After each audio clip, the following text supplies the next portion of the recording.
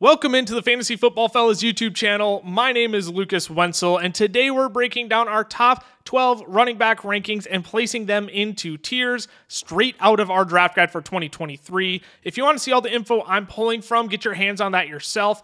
fellasdraftguide.com. Projections on over 240 players for fantasy football this year. We got videos coming on the top 100. We got big boards coming from all three of us fellas as well. Tons of content in there. fellasdraftguide.com. You can get your hands on that. I won't waste any more of your time in this intro, though. You're here for the top 12 running back rankings and tiers. Let's get into it. All right, so we're going to start from number one, work our way down here. We're going to start up in the S tier. Our running back one consensus is Austin Ekeler. He's my running back one going into the season. He's Cameron and Tyler's running back two. Look, he's had back-to-back seasons of 21-plus fantasy points per game, right? He had 21.5 last year, 21.9 this past year. He's led all running backs in targets the past 2 years as well. 94 last year. 94 2 years ago, excuse me. Last year he had 127. Obviously, he had the 107 receptions to go on top of that. Big boost to his fantasy value there. The thing that excites me about Austin Ekeler the most, though, this year, and why I think he could repeat as the overall running back one again, he adds Kellen Moore as his offensive coordinator now.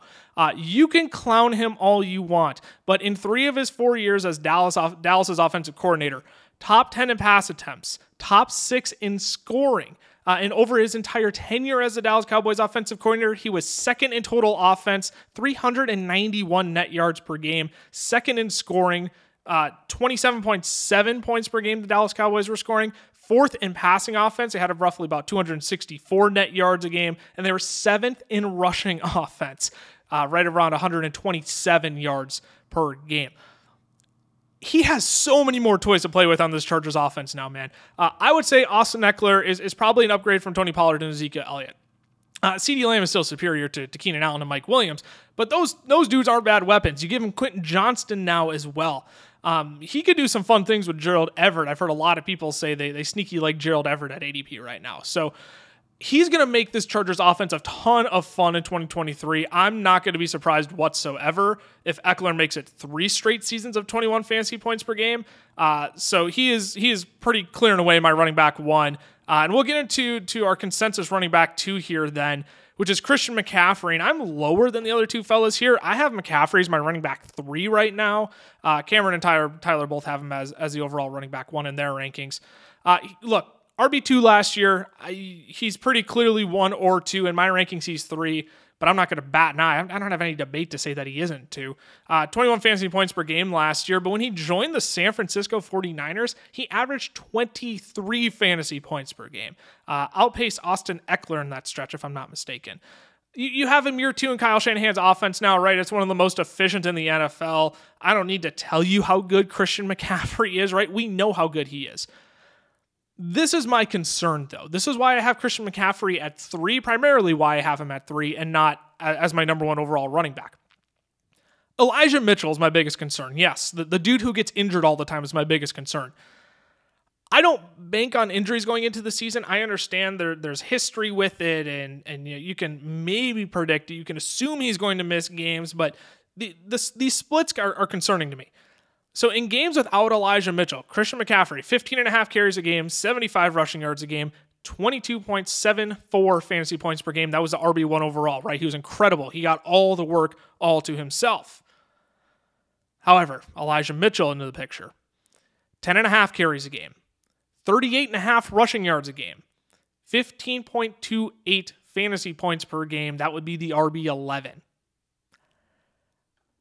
I can't just ignore that. I can't. I'm not going to sit here and tell you, though, either that Elijah Mitchell is like going to phase Christian McCaffrey out. That's just ludicrous, and like I'd be terrible to ever say that. We all know Elijah Mitchell isn't going to phase out Christian McCaffrey. Christian McCaffrey is far and away superior. But we have to at least take note of those splits. We have to, because Kyle Shanahan is going to do whatever Kyle Shanahan wants, and it's not going to make sense to us. But I see that, and it concerns me a little bit. McCaffrey's going to be great, though, right? He belongs in the S tier, clear and away. He's 1 or 2. Like I said, he's 3 in my rankings. We'll get to my 2 in a second here. But this is just more so raising awareness of the tendencies Kyle Shanahan has when CMC and Elijah Mitchell are on the field together.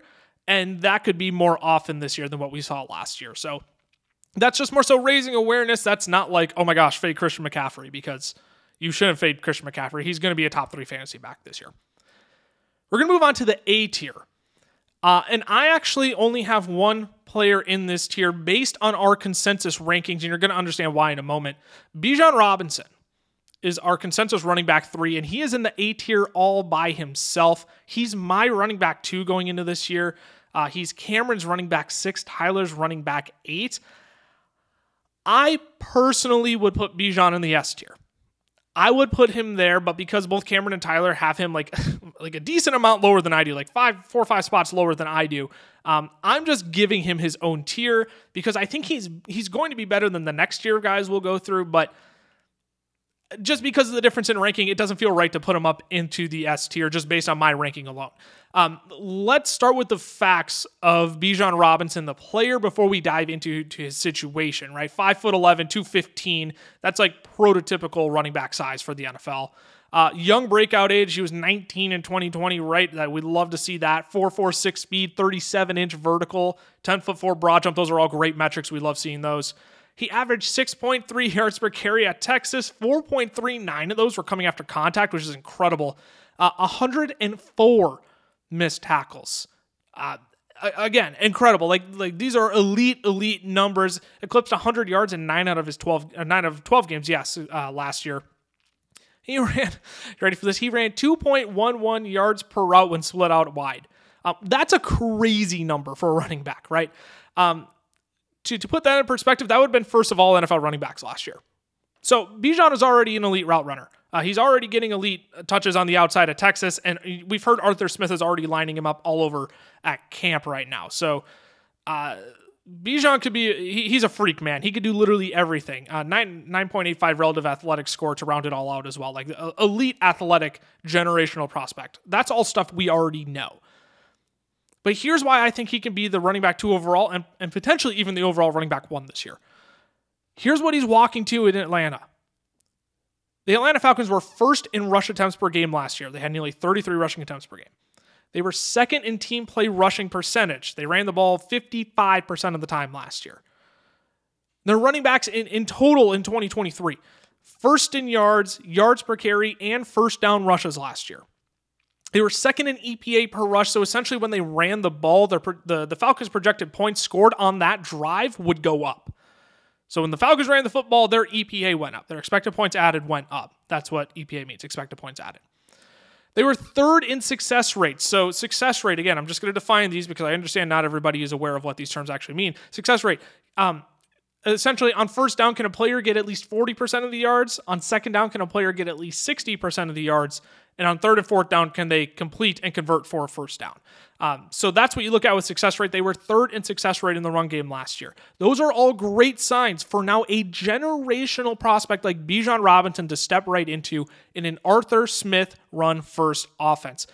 Even with Kyle Pitts and Drake London around, right? Desmond Ridder, even though he's like a small upgrade from Marcus Mariota, he still has a lot of unknown. He'll probably be better than Marcus Mariota, but like, let's not pretend Desmond Ridder is this like, oh my gosh, we have to all of a sudden like let Desmond Ridder slinging around 30 times a game. Like that's not going to happen. Arthur Smith is going to feed Bijan.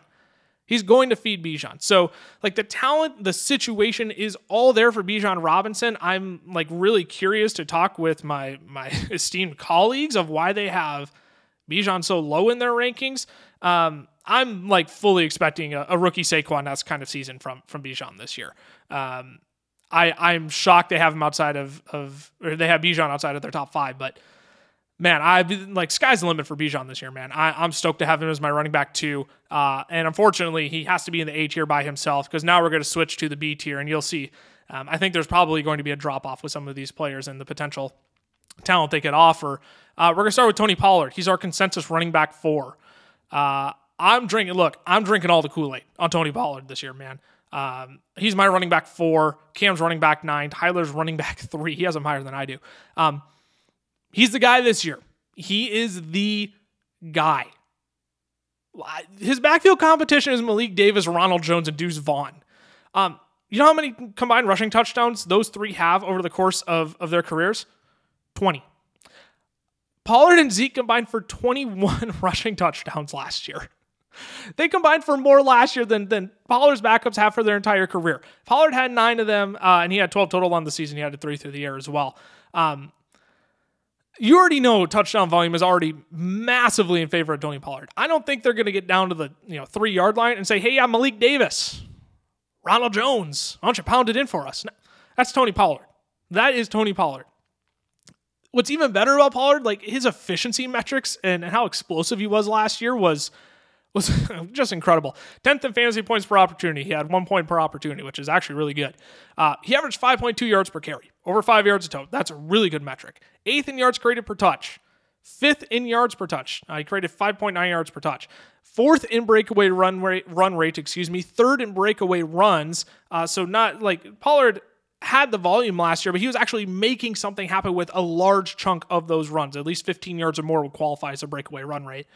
4th in yards per route run at the running back position. That is great to see. And he had 9.5 yards of reception, which was second most. I mean, this dude is the definition of efficient. And I'm not going to sit here and tell you that Pollard is going to be as efficient as he was last year, this year. I don't think he's going to be, especially when he's the one now. And the Cowboys might bring in another running back to help take the load off of him a little bit, but if this dude was the running back 8 in fantasy points per game with Ezekiel Elliott last year, I don't see how you don't think he's going to make a jump to be at least a top 6 running back this year. If he can do that with Ezekiel Elliott, if he gets the majority of the work to himself this year, like sky's the limit, like I said, for Tony Pollard. I think he could absolutely finish as a top 3 running back this year. I have him as my running back 4 again. I'm drinking all the Tony Pollard Kool-Aid this year. I'm all in.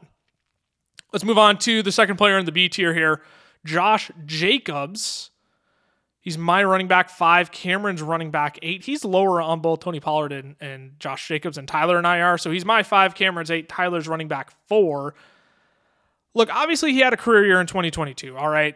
RB3 overall, over 1,600 rushing yards. That was first in the league. 340 carries. That was second. 19.3 fantasy points per game. Again, that was third most. He had 5 games over 140 rushing yards last year, and one of those was his 229-yard game, obviously. He had still great volume in the receiving game, too. 53 receptions, which was 10th. He had 65 targets, which was 11th. Throw on 400 yards on top of that as well. That was 8th most amongst running backs. I'm absolutely floored. He's going as the RB10 in redraft leagues and on Underdog right now. The RB10. Like, what actually changes for him in 2023? I'm actually curious. What changes for him? Like, sure, you get worse quarterback play with Jimmy G, right? I don't think it's a debate that Jimmy G is probably a step down from Derek Carr.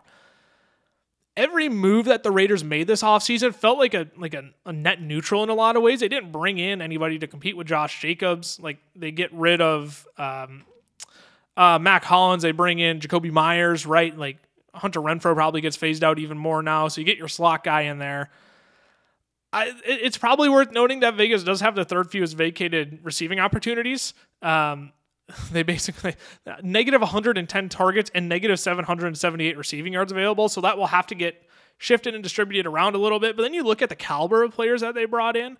Jacoby Myers, right? Like, obviously he's going to get his in this offense. Austin Hooper, O.J. Howard, like, that's just competition for Michael Mayer, really.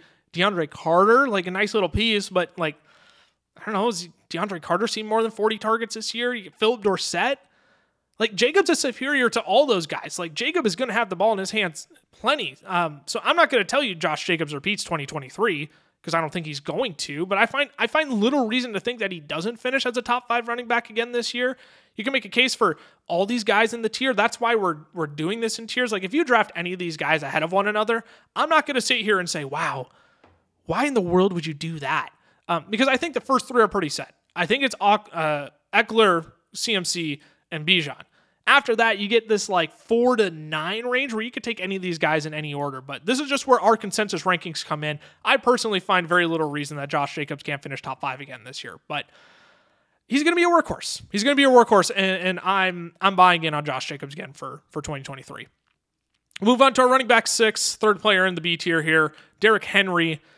He's my running back 7, Cameron's running back 5, Tyler's running back 6. Let's just start here, okay? This Tennessee Titans offense is bad. All right, they are bad.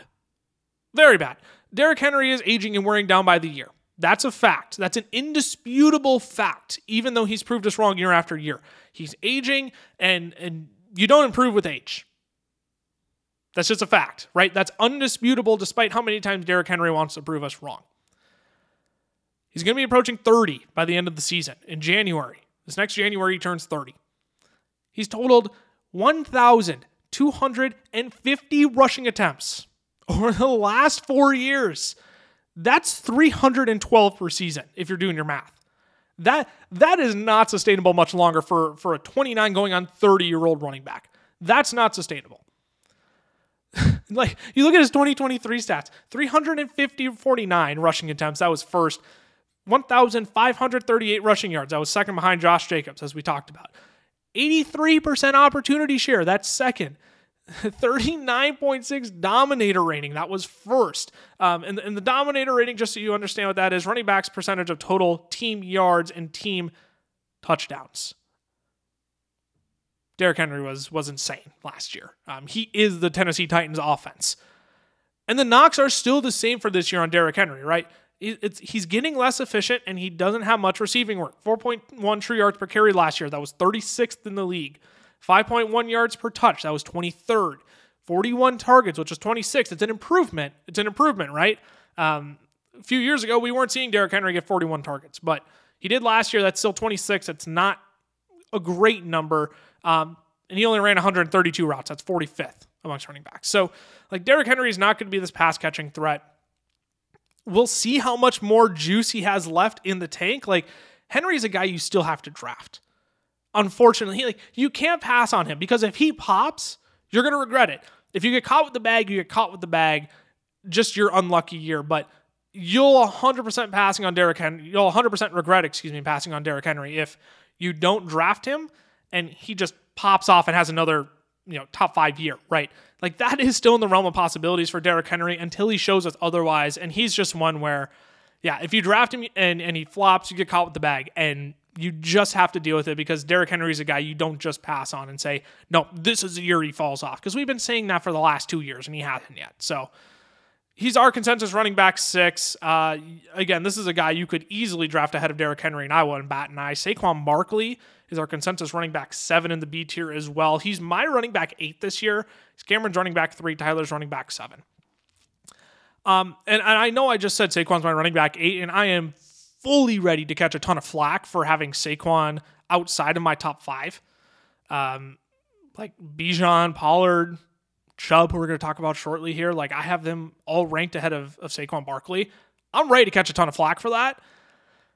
But I am not anti-Saquon Barkley in any capacity. Like, that's why we're doing these rankings and tiers, as I said, right? You could draft Saquon ahead of any of those guys, and I would not bat an eye. If you draft within the same tier here, I'm not going to have an issue with what order you take these guys in for the most part. Could the Giants squeeze whatever they can out of Saquon Barkley before they release him next year should Saquon sign onto a contract with the team? Yeah, and he could get a massive workload this year, bigger than last year. They'll get all the juice they can out of him. Yeah, they could totally do that. Could the Giants also give Saquon a long-term deal and try and conserve him for the next 2-3 years and not give him as big of a workload this year to try it again? Preserve him a little bit. I think they could do that as well. Like, Saquon, he was getting a massive workload last year. He was top 7 in carries, targets, rushing yards, receptions, 2nd in snap share, 3rd in opportunity share, 4th in weighted opportunities. Like, Saquon was getting a massive workload last year. And the thing is, like, my projections for this year don't change much from last year. I actually have Saquon getting 2 more rushing attempts, 297 attempts, 1,300 yards, 10 touchdowns. Then the receiving game, 58 receptions on 77 targets for 358 yards and a touchdown. Like, that's not much different from his stat line last year where he finished as a running back 6. So, by the way, if you want to see all those again, check out our draft guide, fellowsdraftguide.com. You get all of our projections on over 240 players there. But I'm by no means out on Saquon Barkley. Like, I'm totally fine drafting him at ADP. You could draft him as the running back 3 or 4. I'm not going to have an issue with that at all. It's just he fell at 8 in my current projections, and that could easily change this offseason. I have a slew of guys basically who are between like 4 and 9 who are all within like 8 fantasy points of each other. And Saquon just happened to fall short of that. I think he'll be great again this year. I think they'll give him plenty of opportunity this year. I'm totally confident drafting Saquon. He just falls in as our consensus running back 7 behind the likes of Pollard, Jacobs, and Derrick Henry. Let's keep it cruising here with our running back 8, Nicholas Chubb. My consensus running back 6, Cam's running back 4, Tyler's running back 9. So I split them about right down the middle here. I think this is the year I finally feel comfortable drafting Nick Chubb. I finally feel comfortable drafting him, man. I've been touting Kareem Hunt as a value the past 2 years. And now that his wheels have seemingly started to fall off and he's now sitting in free agency waiting for a team to sign him, I'm ready to go to bat for Nick Chubb. I think this is the year where, like sneaky, if we're talking overall RB1 dark horses for this year, like I think Nick Chubb is close to the top of that list. Like we know that CMC, Ekeler, Derrick Henry, Saquon Barkley, Jonathan Taylor, we know they can all do it. They've done it already.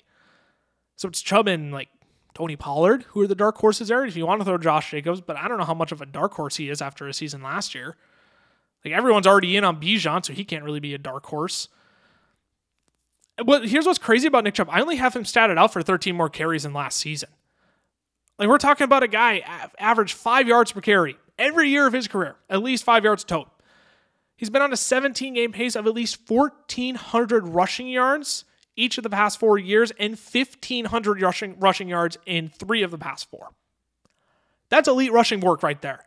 He's hit 10 total touchdowns in 3 of 5 years in the league. He's never fallen below 8 total touchdowns. And he's been top 10 in fantasy points per game amongst running backs each of the past 4 years. Like, that's all with Kareem Hunt still there. That's all with Kareem Hunt being a nuisance. And Nick Chubb has still been popping. And now there's no more Kareem Hunt. Gets the backfield all to himself. His backup, Jerome Ford. Nice little player. I don't hate Jerome Ford. But let's be honest. Like, Nick Chubb is the workhorse. He's going to be the workhorse this year. So the only remaining question really is, like, does this team's scheme change with Deshaun Watson at quarterback? Does Watson take off for more scrambles himself? Does Kevin Stefanski all of a sudden adapt a more like balanced approach rather than running the ball at a top 8 rate each of the past 3 years, right? Like they paid Deshaun Watson a crap ton of money to be their quarterback. They should probably utilize him. So those are question marks I do have, but Chubb should gain more receiving opportunity this year, right? That's what I ultimately think puts him over the top. Don't hear what I'm not saying. I don't think Chubb is going to get 65 targets. That's not what I'm saying at all. I do have him statted up for 36 receptions on 48 targets, though, and that's some sweetener. That's some real sweetener on a guy who's probably going to average 5 yards a carry again this year. We've never had that sweetener for Nick Chubb before because Kareem Hunt's always been the receiving back. He's always been the third down guy. So the unfortunate thing, though, like about all of this, I pitch Nick Chubb. I'm ready to go to bat for him. Is that people are already on Nick Chubb? He's going against a running back 5 on Underdog drafts right now.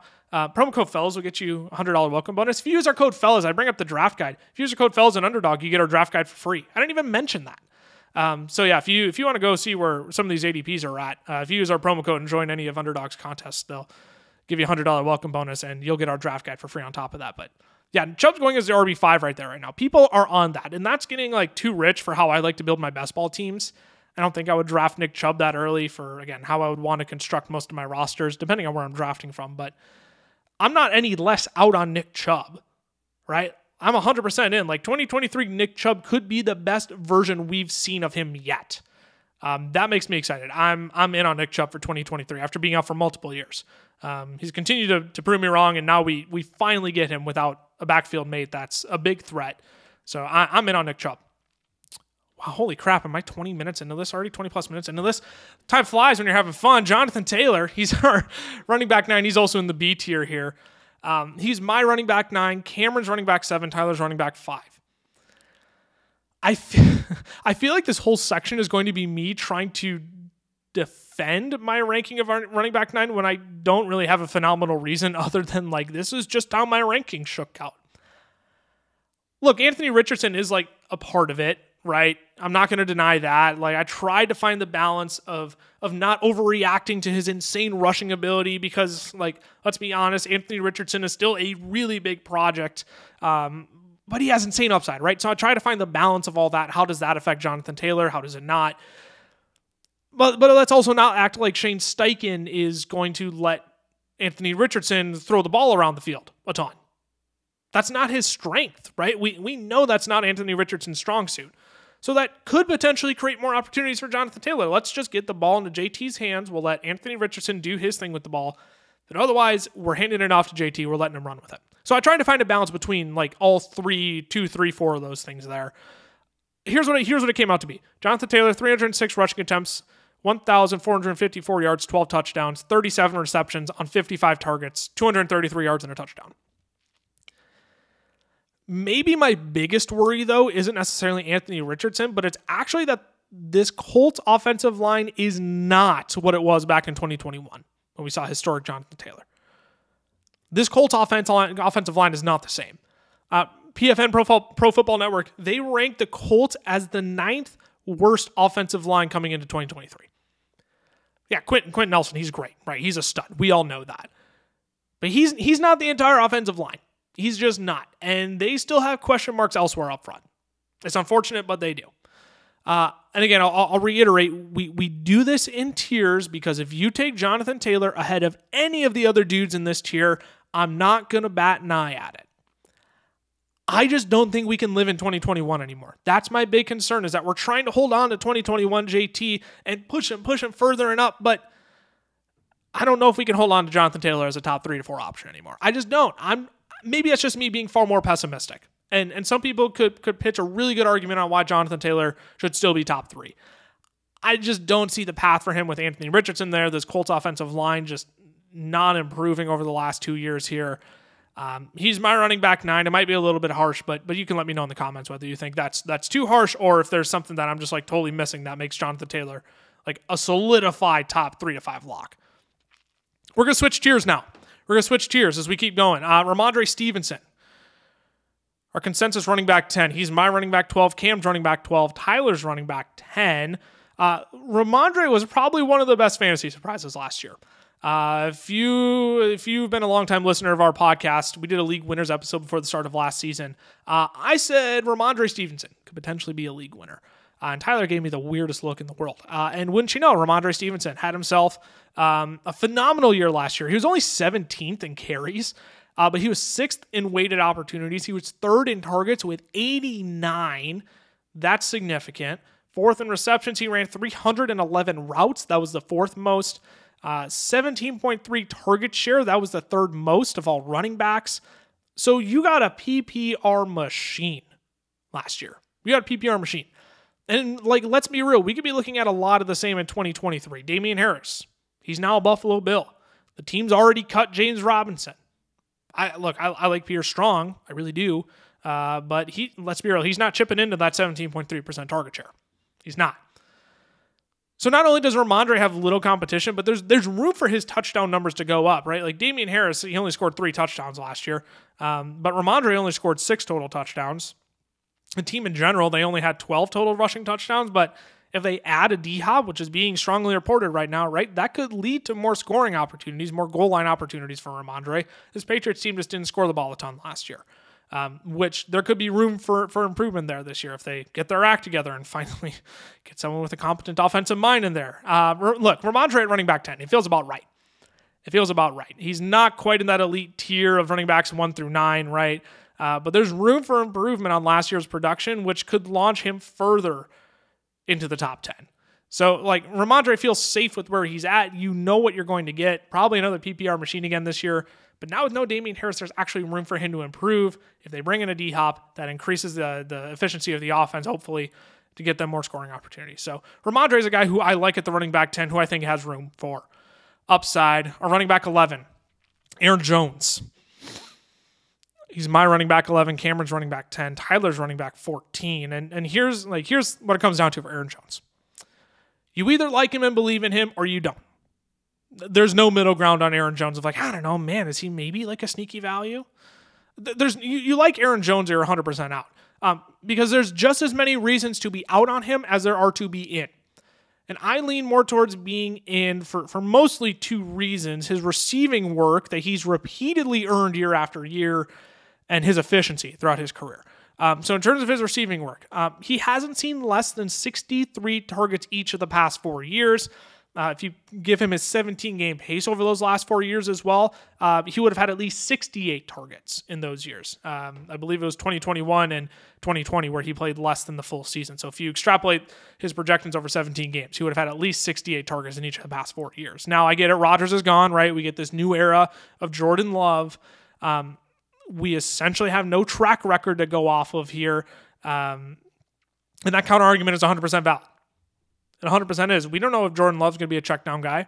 We don't know if the trust is built with Aaron Jones. We just don't. But I just have to believe that targets are an earned stat, and like Matt LaFleur is going to continue getting the ball into Aaron Jones's hands because good things happen when the ball gets into Aaron Jones's hands. So I have to believe Matt LaFleur is going to find a way to do that. But you could also say, hey, we have no track record of Jordan Love. We have no clue what's going to happen. You're right. I can't counter that. In terms of his efficiency, I brought that up as the second reason why I'm still in. Only 213 totes last year, still totaled over 1,100 yards though. 4 of his 6 years in the league, he's averaged at least 5.3 yards per carry, at least 4 of 6 years in the league. He's never fallen below 4.6. I believe in 3 of those 6 years, he's had at least 5.5 yards per carry too. And Jones has never been a workhorse back, so we can't expect him to be a workhorse back. He's always thrived on his efficiency and receiving work. But the counter argument here, right, it doesn't matter how efficient Aaron Jones has been. His touchdown numbers the past 2 years have just been atrocious. They've been so ugly. And that's valid. I don't have a counterpunch for that, right? I would certainly hope there's some positive correction on that number coming into next year. But there also might not be enough scoring opportunities for that to actually happen. Because we don't know what Jordan Love is. We have no clue what he's going to do to this offense. If it's going to be better, if it's going to be worse, if it's going to be just neutral. We have no clue. It's a complete wild card. So, like I said, you either believe in Aaron Jones or you don't. I have zero problem if you want nothing to do with Aaron Jones this year and you want a 10-foot pole, can't get further away from him. I don't blame you whatsoever, but it's completely justified. I just lean more in than out on Aaron Jones. All right, we're over 30 minutes in. Let's wrap this up. Breece Hall. Breece Hall, baby. He's our consensus running back 12, and I'm disappointed. I'm disappointed in Cameron because he's my running back 10. He's Tyler's running back 11. He's Cameron's running back 17. I don't think he'll mind me saying this, but like having Breece Hall as our consensus running back 12 is entirely his fault. It's his fault, and I couldn't disagree with him more. If it were up to me, I'd put Breece in the B tier. Did I mention that we transitioned to the C tier with Rhamondre? I believe we did, but yeah, Breece ends up in the C tier. I would put him up in the B tier. But with how our consensus rankings fell, he falls into the C tier. I'm legitimately concerned that people have forgotten how special this dude is. Coming out of college, perfect 99 overall draft score per NFL Next Gen stats. Only 5 running backs have ever scored that high. Reggie Bush, Derrick Henry, Saquon Barkley, Najee Harris, Travis Etienne. He's 1 of 6. That's no small thing. He had a 9.96 relative athletic score out of 10. He was 0.04 away from being perfect. That's higher than Bijan Robinson's for what it's worth, right? Bijan's was 9.86. Breece was at 9.96. Now, I already know the counter argument for everything that I'm saying right now is he's coming off of an ACL tear and running backs aren't the same the year after, unless if your name is Adrian Peterson, you want to go out and win an MVP. I get that. I 100% acknowledge that. That's actually boiled into my ranking of running back 10. Like, this dude before his injury last year, I'm just going to keep going because I can't get over how good he was. 6th in fantasy points per game, 7th in fantasy points per opportunity, 5.8 yards per carry, 3rd in yards per touch, 1st in yards created per touch, 50% juke rate. That was first. This dude is different. We can't just minimize his talent just yet solely because of an ACL tear last year. Clean ACL tear. None of that messy ligament damage like Javonte Williams and J.K. Dobbins are dealing with. Clean ACL tear. I'm not saying that makes it like infinitely better, but it makes it easier to come back from. I know running backs are not the same their first year back, but with how modern medicine is like advancing and accelerating the recovery on these kinds of extreme injuries, right? Like Breece Hall could legitimately be an outlier. He could be an outlier. Probably not the Adrian Peterson level where he's going to go out and win an MVP. I don't think that's going to happen. But Dalvin Cook bounced back just fine. He barely missed a beat after his ACL tear in 2017. Like we could see that from Breece Hall. That's not out of the realm of possibility. So like, and this is just a total side comment. I saw a question of, would you rather have Breece Hall or Jahmyr Gibbs in Dynasty? And I'm thinking, what kind of a question is that? Give me Breece Hall. I don't care if he's coming off an ACL. I'll play the long game there. And I like Jahmyr Gibbs.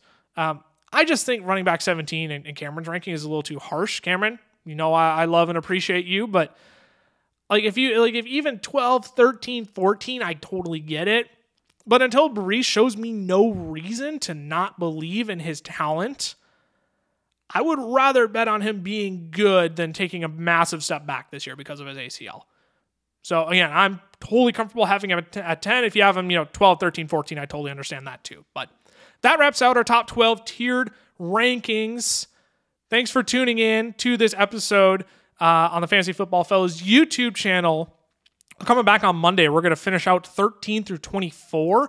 Again, if you want the Fantasy Football Fellas Draft Guide for 2023, fellasdraftguide.com. Rankings on over 240 players. Rankings and projections on over 240 players. We have videos on the top 100. We got big boards coming. If you want to get it for free, promo code Fellas on Underdog Fantasy. They will double your first deposit, and you'll get our draft guide for free.